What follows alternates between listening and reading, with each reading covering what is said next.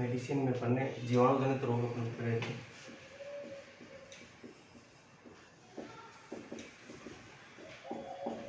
पिछली क्लास में अपन ने टिटनस स्टार्ट किया था, टिटनस कंप्लीट किया था। उसके बाद में नया डिजीज अपन स्टार्ट करते हैं, एंटेरोटॉक्सिमिया।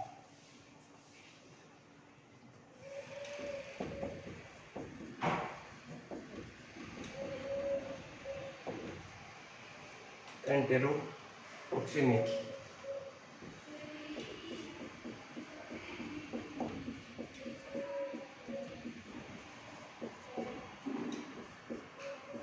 एंटेरोटॉक्सिमिया देखो, एंटेरोटॉक्सिमिया नाम से ही अर्थ है, इसका काम पता चल रहा है कि इसमें क्या होगा आगे। एंटेरो मतलब शरीर के अंदर, एंटेरो मतलब शरीर के अंदर, या अपन ऐसे कह सकते हैं आहार नाल, आहार नाल का पार्ट। टॉक्सिमिया मतलब है टॉक्सिन यानी कि विषैला पदार्थ उत्पन्न होना। आहार नाल के अंदर या अपने शरीर के अंदर विषैला पदार्थ उत्पन्न होना, ऐसा रोग जो एंटेरोटॉक्सिमिया कहलाता है। अगर एंटेरोटॉक्सिमिया की बात करते हैं तो जो बच्चे होते हैं, पशुओं के जो बच्चे होते हैं, उनके अंदर ये सबसे ज़्यादा फैलता है। वयस्क में इसके लक्षण कम दिखाई देते हैं, या अपन ऐसे कह सकते हैं कि जो वयस्क पशु होते हैं उनमें ये घातकता इसकी कम होती है। लेकिन बच्चों की अगर बात करें तो उनमें ये ज़्यादा घातक होता है, और इसकी जो फॉर्म पाई जाती है वो एक्यूट या पर एक्यूट अवस्था भी इसमें पाई जाती है। लेकिन वयस्क की बात करें तो वयस्क में क्रोनिक अवस्था इसमें पाई जाती है, जो लंबे समय तक चलती है, लेकिन वो ज़्यादा घातक नहीं होती। एंटेरोटॉक्सिमिया, सबसे पहले तो एंटेरोटॉक्सिमिया की बात करें तो इसके उपनाम क्या क्या हो सकते हैं? बहुत सारे उपनाम है इसके, 3 नाम है। खिड़किया रोग जिसको बोलते हैं, खिड़किया रोग इसको बोलते हैं। दूसरा इसका नाम है pulpy kidney disease,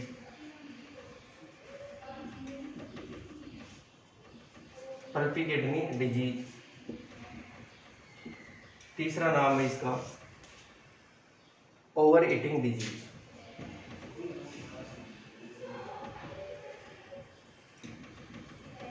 over eating disease. देखो, खिड़किया रोग जो है वो इसको कहा जाता है। दूसरा पल्पी किडनी डिजीज को कहा जाता है। पल्पी किडनी डिजीज का मतलब होता है, पल्पी का मतलब होता है मुलायम,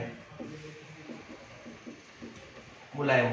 किडनी तो आप समझते हो, वृक्क जिसको बोला जाता है। तो इस रोग के अंदर जो किडनी होती है वो मुलायम हो जाती है, और पल्पी मतलब ऐसे पिची जैसी हो जाती है, जिसको बहुत ज़्यादा मुलायम हो जाती है, या अपन ऐसे कह सकते हैं कि बहुत ही ज़्यादा मुलायम हो जाती है। तो पल्पी किडनी डिजीज मतलब किडनी का, वृक्कों का, शरीर में पाई जाने वाली किडनी का मुलायम, बहुत ही ज़्यादा मुलायम होना जिसके अंदर होता है, उस डिजीज को क्या बोला जाता है? एंटेरोटॉक्सिमिया। दूसरा ओवर ईटिंग डिजीज, ये जो रोग होता है वो ज़्यादा खाने की वजह से भी कई बार हो जाता है। अब ये किस प्रकार होगा, इसको ओवर ईटिंग डिजीज क्यों बोला जाता है, वो आगे पर पढ़ेंगे। अब ये तो पल्पी किडनी डिजीज जो है, ये इसके लक्षण के आधार पर इसका नाम पड़ा है। लक्षण जैसे कि मैंने आपको बता दिया कि इसमें किडनी जो होती है वो पल्पी हो जाती है, मतलब मुलायम हो जाती है, बहुत ही ज़्यादा मुलायम हो जाती है। ओवर ईटिंग डिजीज इसलिए कहा जाता है क्योंकि ये बहुत ही ज़्यादा, या अपन ऐसे कह सकते हैं कि ज़्यादा पौष्टिक भोजन करने से, पौष्टिक भोजन अगर आप पशु को दोगे तो वो ज़्यादा खाएगा, जाहिर सी बात है, ज़्यादा पौष्टिक भोजन होगा तो वो पशु ज़्यादा खाएगा, उस वजह से भी ये डिजीज में हो जाता है। इसके अगर लक्षणों की अगर बात करते हैं तो लक्षणों में दस्त होना, दस्त उत्पन्न होना या चक्कर आना, दस्त होना, चक्कर आना, इसके अलावा लकवा होना और अचानक मृत्यु। अगला लक्षण है अचानक मृत्यु। ये जो अचानक मृत्यु जो लक्षण होता है वो मुख्य रूप से जो बच्चे होते हैं उनके अंदर पाया जाता है, और एक्यूट या पर एक्यूट कंडीशन अगर उसमें पाई जाती है तभी ही पशु की अचानक से मृत्यु होगी। कौन सी कंडीशन में? पर एक्यूट या एक्यूट कंडीशन, एक्यूट फॉर्म, पर एक्यूट या एक्यूट अवस्था के अंदर ही अचानक से मृत्यु होगी। अगर क्रोनिक अवस्था है तो उसके अंदर मृत्यु नहीं होगी, वो डिजीज जो है वो लंबे समय तक चलेगा और ज़्यादा घातक नहीं होगा। तो ये अचानक जो मृत्यु है ये पशुओं के जो बच्चे होते हैं उनके अंदर सबसे ज़्यादा देखने को मिलती है। ये इसके हो गए लक्षण, दस्त, चक्कर आना, लकवा उत्पन्न होना और अचानक से मृत्यु। उपनाम के बाद में नेक्स्ट आता है रोग कारक।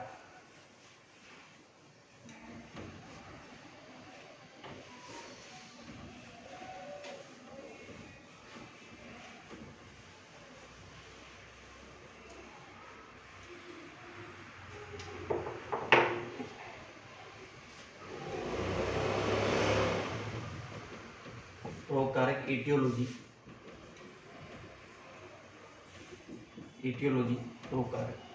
रोग उत्पन्न करने वाला कारक कौन सा है इसमें है clostridium परपुरेंजेस type D.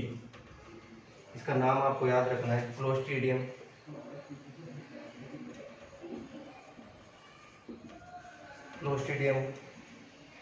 परपुरेंजेंस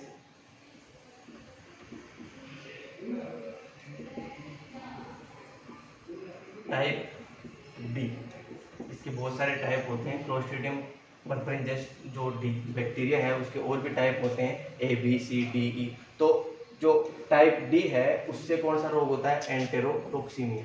type D से आपको याद रखना है, इसे कई बार एग्जाम में पूछ लिया जाता है टाइप देके कि क्लोस्ट्रीडियम परपुरेंजेंस टाइप कौन से टाइप से एंटेरोटॉक्सीमिया होता है, तो कौन से टाइप से होता है, टाइप डी ऑप्शन में दे देगा, ए बी सी डी। तो टाइप डी से आपको याद रखना है क्लोस्ट्रीडियम परपुरेंजेंस टाइप डी से एंटेरोटॉक्सीमिया होता है। अगर अपन इसकी बात करते हैं तो ये जीवाणु क्या करता है, ये विषैला पदार्थ उत्पन्न करता है शरीर के अंदर विषैला पदार्थ उत्पन्न करता है जिसको बोला जाता है epsilon toxin.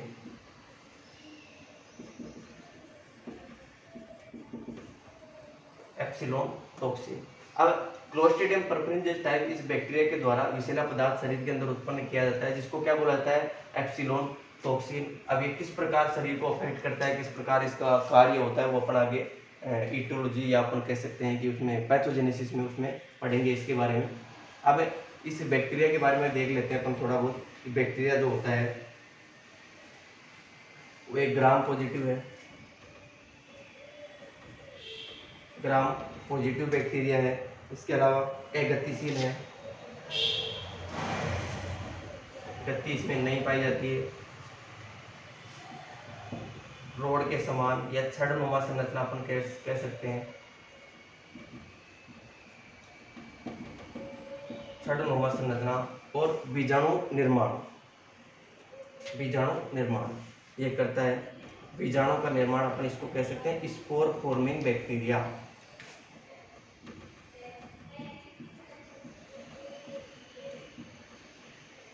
Spore forming bacteria मतलब बीजाणुओं का निर्माण करने वाला बैक्टीरिया क्या कहलाता है, स्पोर फॉर्मिंग बैक्टीरिया। तो ये हो गए किसके, रोग कारक के बारे में। अब ये जो रोग है किसकी वजह से होता है, क्लोस्ट्रीडियम परपुरेंजेंस टाइप डी के द्वारा। ये बैक्टीरिया नॉर्मली रूप से पशुओं के आंत में पाया जाता है।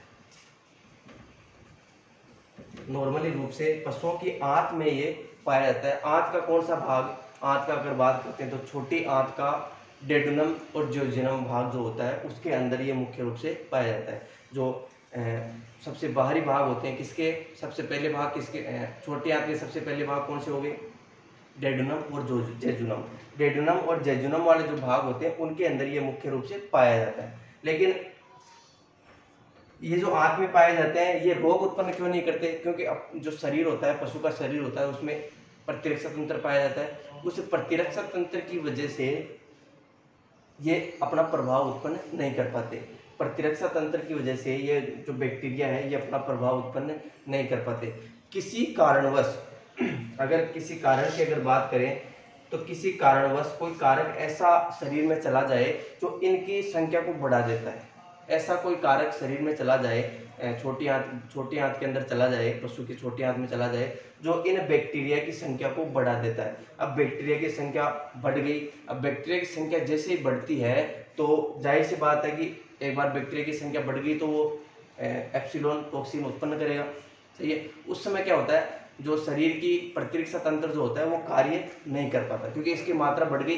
कितने बैक्टीरिया को रोकेगा, जो कम होते हैं, कम बैक्टीरिया को अपना प्रतिरक्षा तंत्र, जो पशु का प्रतिरक्षा तंत्र होता है वो रोक सकता है। लेकिन अगर उस बैक्टीरिया की मात्रा ज़्यादा हो जाती है शरीर के अंदर तो ये जो प्रतिरक्षा तंत्र है वो उसको रोक नहीं पाता और ये बैक्टीरिया अपना रोग उत्पन्न कर देता है। सही है।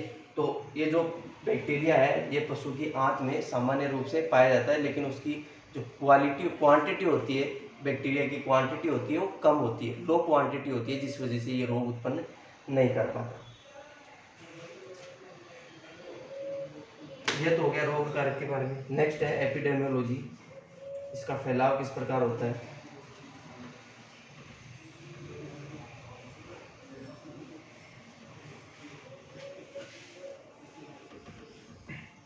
एपिडेमियोलॉजी यह मुख्य रूप से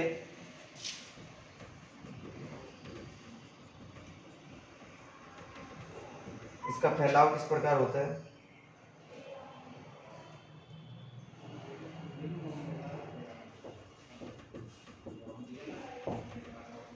अब ये विश्वव्यापी फैलाव इसका होता है, पूरे विश्व में इसका पेड़ पाया जाता है।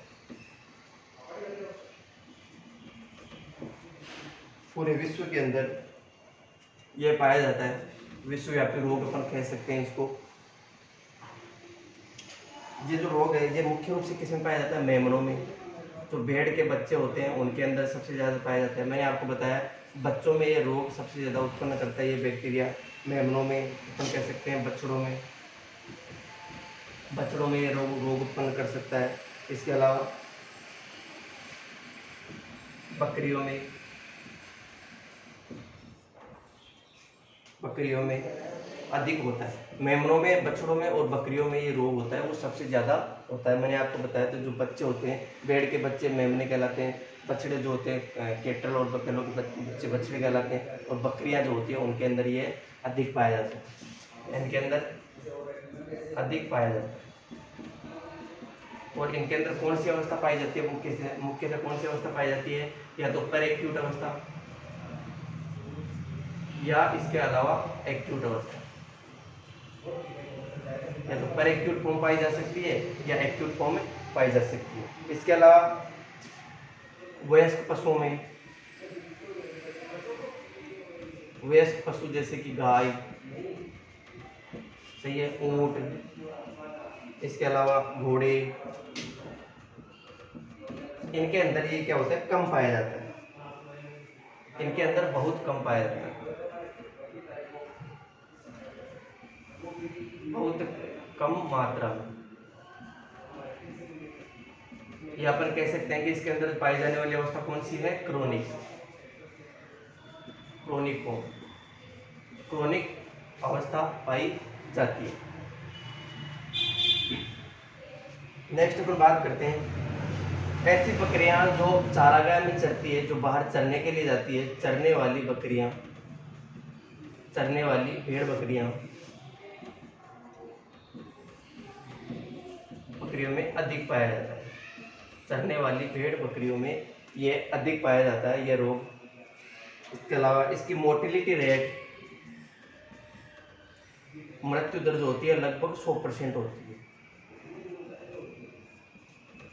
मृत्यु दर लगभग 100%, अपन मान सकते हैं इसको, लगभग मृत्यु दर जो होती है 100% होती है। अगर किसी ग्रुप में ये हो गया, पशु के ग्रुप में जो छोटे छोटे मेमने होते हैं, बच्चे होते हैं, बछड़े होते हैं, उनके ग्रुप में अगर ये हो, एक बार एक ग्रुप में हो गया तो ये पूरे ग्रुप को संक्रमित कर सकता है और लगभग सभी जीवों की उसमें मृत्यु हो जाती है। इसलिए इसको मृत्यु दर जो होती है 100% तक मानी गई है।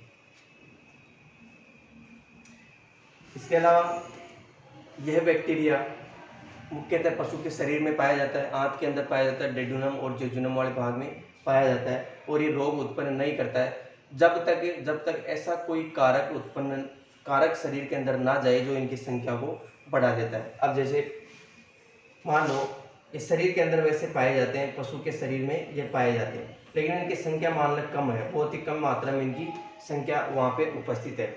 अब पशु को ऐसा अगर अपन भोजन खिलाते हैं जो स्वादिष्ट भोजन है, जिसको स्वादिष्ट भोजन कह सकते हैं अपन, संतुलित या स्वादिष्ट भोजन अगर पशु को देते हैं, या अपन कह सकते हैं कि भोजन चेंज करके पशु को देते हैं कि कल कुछ और खिला रहे थे, आज अपन ने नया फीड दिया है उसको, तो ऐसी कोई परिस्थिति स्वादिष्ट भोजन कह सकते हैं। या भोजन में खान-पान में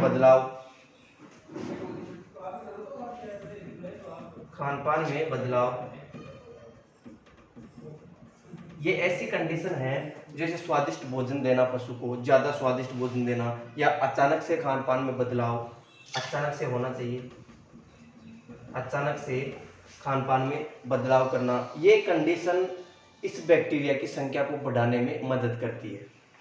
स्वादिष्ट भोजन देना, क्योंकि अगर स्वादिष्ट भोजन पशु को देंगे तो पशु जो होता है ज़्यादा मात्रा में भोजन करेगा। स्वादिष्ट भोजन देंगे तो पशु जो होता है ज़्यादा मात्रा में भोजन ग्रहण करेगा, और ये ज़्यादा मात्रा में भोजन ग्रहण करना, पशु का ज़्यादा मात्रा में भोजन ग्रहण करना इसके बैक्टीरिया की संख्या बढ़ाने का कार्य करता है। या अपन ऐसे कह सकते हैं, अचानक से पशु के खान पान में बदलाव करना या स्वादिष्ट भोजन पशु को देना, ये दोनों ऐसे कारक हैं जो इसकी संख्या को बढ़ाने में सहायता करते हैं। इसलिए इस रोग को क्या बोला जाता है? Over eating disease.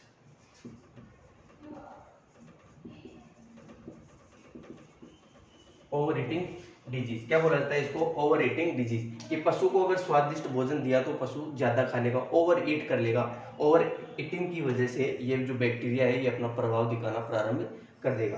तो ज़्यादा स्वादिष्ट भोजन पशु को ना दे, या अगर स्वादिष्ट भोजन पशु को देते हो तो वो एक लिमिट मात्रा में दे, ज़्यादा मात्रा में ना दे। अचानक से खान पान में बदलाव ना करें, कि अगर ऐसा कभी नहीं हो कि कल जो पिछला जो टाइम था, जैसे कि मान लो कल अपन ने कोई दूसरा भोजन अपन ने पशु को खिलाया, सही, उसके बाद में आज अपन पशु में जो भोजन है उसमें अचानक से कोई दूसरा भोजन उसको खिला रहे हैं। मतलब अपन ऐसे कह सकते हैं कि अचानक से खान पान में बदलाव कर रहे हैं। कल कुछ और भोजन खिला रहे थे, आज कुछ और भोजन अपन खिला रहे हैं, सही है, अचानक से बदलाव हो गया। तो ऐसी स्थिति भी पशु में नहीं आनी चाहिए, जो इसके कारक या अपने प्रभावित करने वाले कारक हो सकते हैं, जो इसकी मात्रा को बढ़ा देते हैं, बैक्टीरिया की मात्रा को बढ़ाने का कार्य कर सकते हैं। इसको बोला जाता है ओवर ईटिंग डिजीज। इसकी वजह से ये एक प्रकार से बैक्टीरिया को बढ़ाने का कारक हो सकता है। जो मैंने आपको बताया था कि कोई ऐसा कारक जो शरीर में प्रवेश करे और इसकी मात्रा को बढ़ाए, बैक्टीरिया की मात्रा को बढ़ाए। तो ऐसे कारक कौन से हो गए? स्वादिष्ट भोजन देना या अचानक से खान पान में बदलाव करना। ये दो प्रकार के कारक हो गए। इसके अलावा भेड़ों के अंदर इसका प्रकोप ज़्यादा होता है।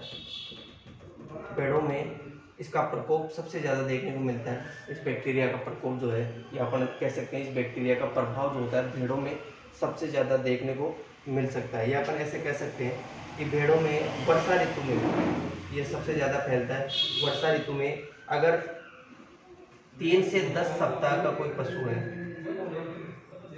3 से 10 सप्ताह का मेमना, 3 से 10 सप्ताह का मेमना, उसके अंदर ये सबसे ज़्यादा होता है। भेड़ों में 3 से 10 सप्ताह का मेमना, उसके अंदर वर्षा ऋतु में ये रोग सबसे ज़्यादा होता है। इसके अलावा बछड़े की बात करें, बछड़ा वह बछड़ी है, इन दोनों में ये रोग हो सकता है। लेकिन किस उम्र के अंदर ये हो सकता है? 1 से 4 माह की उम्र में। 1 से 4 माह की उम्र में।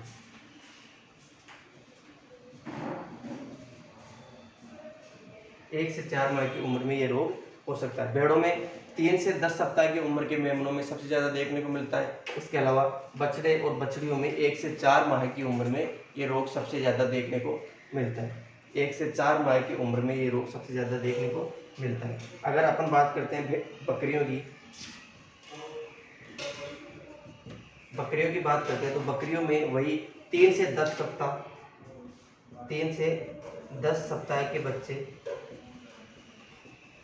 बच्चों में ये रोग सबसे ज़्यादा देखने को मिलता है। भेड़ों में 3 से 10 सप्ताह के मेमनों में, इसके अलावा बछड़े और बछड़ियों में 1 से 4 माह की उम्र के बच्चों में, या बकरियों की बात करें तो 3 से 10 सप्ताह के बच्चों में ये रोग सबसे ज़्यादा देखने को मिलता है। ये हो गई इसकी एपिडेमियोलॉजी। एक बार दोबारा देखो, फैलाव होता है इसका विश्वव्यापी फैलाव होता है, पूरे विश्व के अंदर ये पाया जाता है। मेमनों और बछड़ियों बकरियों में अधिक मात्रा में पाया जाता है, या अपन कह सकते हैं कि ज़्यादा उनको प्रभावित करता है, वयस्क पशुओं को कम प्रभावित करता है। चरने वाली भेड़ बकरियां जो होती है उनके अंदर ये सबसे ज़्यादा पाया जाता है। मृत्यु दर इसकी 100% हो सकती है। और इसका कारक कौन सा होता है, इसको उत्पन्न करने वाला कारक कौन सा होता है? स्वादिष्ट भोजन कराना, ज़्यादा मात्रा में स्वादिष्ट भोजन देना, या अचानक से खान पान में बदलाव करना। ये दो कारक इसके मुख्य रूप से प्रभावित इसको कर सकते हैं। सही है। इसी के आधार पर इसको नया नाम बोला गया है ईटिंग ओवर ईटिंग डिजीज। इस आधार पे, क्योंकि पशु को अगर स्वादिष्ट भोजन देंगे तो वो पशु ज़्यादा खाएगा और ज़्यादा खाने की वजह से ये रोग उत्पन्न होने लग जाएगा, तो इसको बोला जाता है ओवर ईटिंग डिजीज। भेड़ों में 3 से 10 सप्ताह की उम्र में मेमने जो होते हैं उनके अंदर ये सबसे ज़्यादा पाया जाता है। बछड़ा बछड़ियों में 1 से 4 माह की उम्र में ये सबसे ज़्यादा देखने को मिलता है। बकरियों की बात करें तो 3 से 10 सप्ताह के बच्चों में ये सबसे ज़्यादा देखने को मिलता है। वयस्क में बहुत ही कम मात्रा में पाया जाता है, या अपन कह सकते हैं कि इनके अंदर क्रोनिक फॉर्म पाई जाती है। तो ये हो गया इसके बारे में एपिडेमियोलॉजी। नेक्स्ट है पैथोजेनेसिस।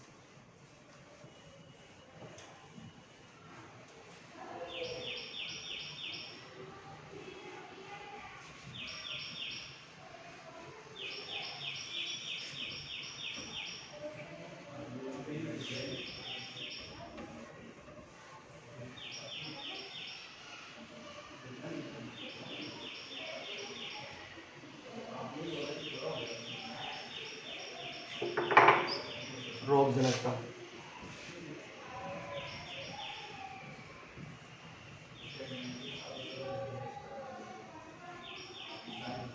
पैथोजेनेसिस का मतलब क्या होता है? जब बैक्टीरिया शरीर के अंदर जाता है तो क्या क्या बदलाव करता है शरीर के अंदर। तो मैंने आपको बताया कि रोगजनक जो रोग कारक है क्लोस्ट्रीडियम पर्टुरेंजेंस टाइप डी जो होता है वो रोग कारक है, वो शरीर के अंदर प्रवेश करेगा। शरीर के अंदर प्रवेश करने के बाद कहाँ जाएगा? आंत में जाएगा। या तो बाहर से प्रवेश कर सकता है, या अपन कह सकते हैं कि ये मुख्य रूप से नॉर्मली पशु की जो छोटी आंत होती है उसके अंदर पाया जाता है, और तब तक रोग उत्पन्न नहीं करता जब तक उसको किसी बाह्य कारक द्वारा स्टिमुलेशन या उत्तेजना उत्पन्न न हो। सही है। तो वो बाह्य कारक कौन से हैं जो इसके संख्या को बढ़ाते हैं? जैसे कि ओवर ईटिंग कराना, सही है, इसके अलावा खान पान में बदलाव करना, ये सब इसके कारक हैं जो इसकी संख्या बढ़ाने में मदद करते हैं। सही है। अब जैसे ही इस आंत के अंदर जाएगा, आंत में जाने के बाद ये एक टॉक्सिन पहले तो अपनी संख्या बढ़ाएगा,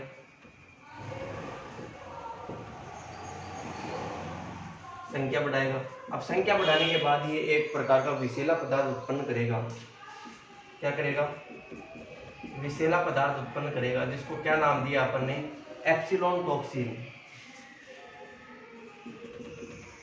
एप्सिलॉन टॉक्सिन, ये एप्सिलॉन टॉक्सिन जो है ये उत्पन्न करेगा कौन? विषैला पदार्थ। अब ये एप्सिलॉन टॉक्सिन क्या करता है शरीर के अंदर?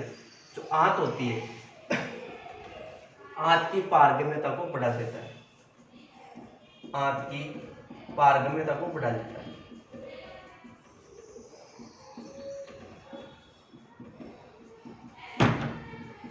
आंत की पारगम्यता को बढ़ा देता है। अब जैसे ये आंत की पारगम्यता को बढ़ाएगा, पारगम्यता का मतलब क्या होता है? पारगम्यता का मतलब होता है कोई भी पदार्थ जो होता है आंत के अंदर अगर उपस्थित है तो उस वॉल के आंत के आर पार जा सकते हैं। सही है। मतलब अपन कह सकते हैं कि जो आंत के अंदर जो भोजनों का ग्रहण किया जाता है, अवशोषण किया जाता है, वो पारगम्यता के आधार पर किया जाता है। सही है। वो जो जैसे कि ग्लूकोज, प्रोटीन, वसा, इनका जो अवशोषण किया जाता है आंत के अंदर, वो पारगम्यता के आधार पर किया जाता है। तो ये जो विषैला पदार्थ होता है एप्सिलॉन टॉक्सिन, ये क्या करता है? आंत के अंदर जाके इसकी पारगम्यता को बढ़ा देगा। अब जैसे ही पारगम्यता को बढ़ाएगा, ये विषैला पदार्थ उसके अंदर अवशोषित हो जाएंगे, छोटी आंत के अंदर इसका अवशोषण हो जाएगा। अब अवशोषण हो गया, इसका अवशोषण होने के बाद ये कहाँ जाएगा? पारगम्यता को बढ़ाएगा, विषैला पदार्थ अवशोषित होगा, विषैला पदार्थ का अवशोषण, विषैला पदार्थ का अवशोषण। अब जैसे ही विषैला पदार्थ का आंत के अंदर अवशोषण होता है तो ये विषैला पदार्थ कहाँ जाएगा? रक्त में, रक्त परिसंचरण तंत्र में जाएगा।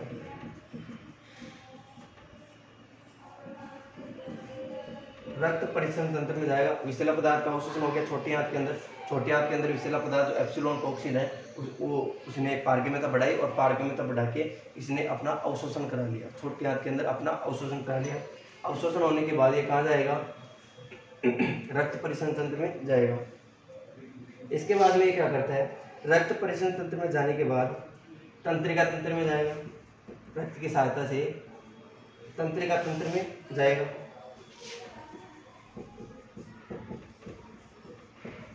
रक्त में जाने के बाद ये कहाँ जाएगा, तंत्रिका तंत्र में जाएगा। और विशेष रूप से तंत्रिका तंत्र में जाने के बाद ये मस्तिष्क जो होता है उसको प्रभावित करेगा, मस्तिष्क को प्रभावित करता है,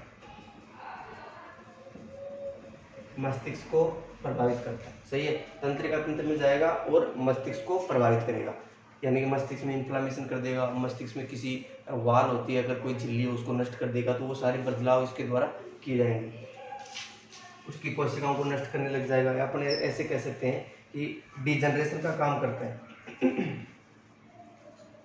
मस्तिष्क में डिजनरेशन व एडिमा उत्पन्न करता है। एडिमा का मतलब होता है वहाँ पे किसी लिक्विड का भरना, जो इसकी झिल्ली होती है, मस्तिष्क की झिल्ली होती है, वहाँ पे किसी लिक्विड का भरना, किसी तरल पदार्थ का भरना एडिमा कहलाता है। डिजनरेशन का मतलब होता है उसकी कोशिकाएं जो होती है उनमें बदलाव उत्पन्न कर देता है, जिससे कोशिकाएं धीरे धीरे नष्ट होने लग जाती है। तो ये डिजनरेशन करेगा और एडिमा उत्पन्न करेगा। इसके अलावा रक्त परिसंचरण तंत्र की सहायता से किस में जाएगा, किडनी में जाएगा, किडनी में जाएगा और किडनी में लचीलापन उत्पन्न कर देगा, लचीलापन उत्पन्न कर देगा। किडनी में जाएगा और लचीलापन उत्पन्न कर देगा, या अपन ऐसे कह सकते हैं कि किडनी को बहुत ही ज़्यादा मुलायम बना देगा, बहुत ही ज़्यादा मुलायम बना देगा। अब मुलायम बना देगा किडनी को, तो किडनी जो होती है अपना कार्य, किडनी का कार्य जो होता है प्रभावित करेगा। अब ये किडनी को मुलायम कर देगा, किडनी के जाने के बाद ये जो विषैला पदार्थ है, इसी के आधार पर इसका नाम पड़ा, इस रोग का नाम पल्पी किडनी डिजीज,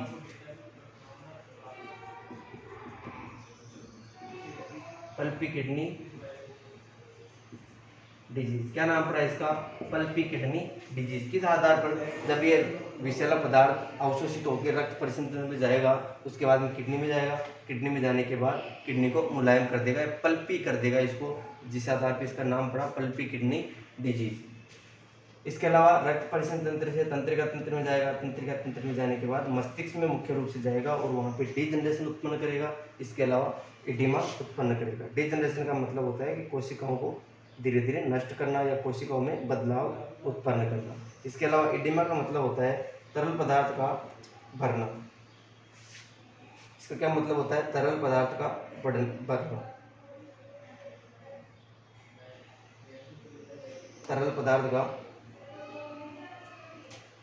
एक जगह इकट्ठा होना क्या कहलाता है, एडिमा।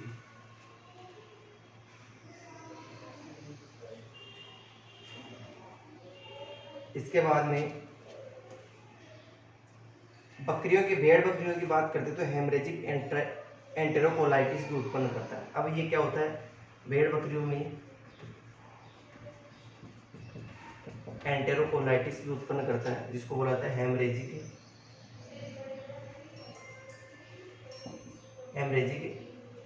Enterocolitis, haemorrhagic enterocolitis. इसका मतलब होता है, एंटेरोकोलाइटिस का मतलब होता है आंत के अंदर रक्त स्त्राव उत्पन्न कर देता है। इसको बोला जाता है आंत के अंदर, आंत में रक्त स्त्राव उत्पन्न करना।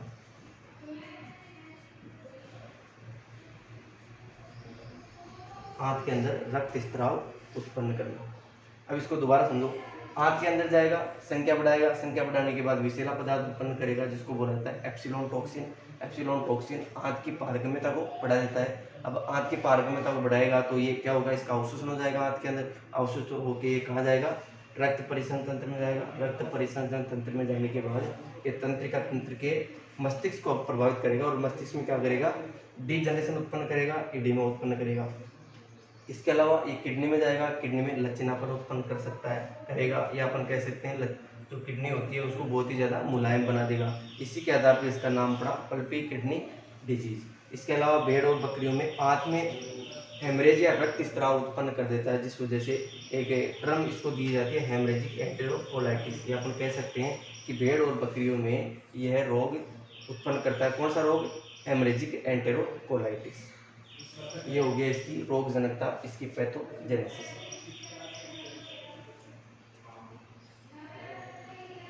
बाकी इसके लक्षण ये सब अपन नेक्स्ट क्लास में देखेंगे।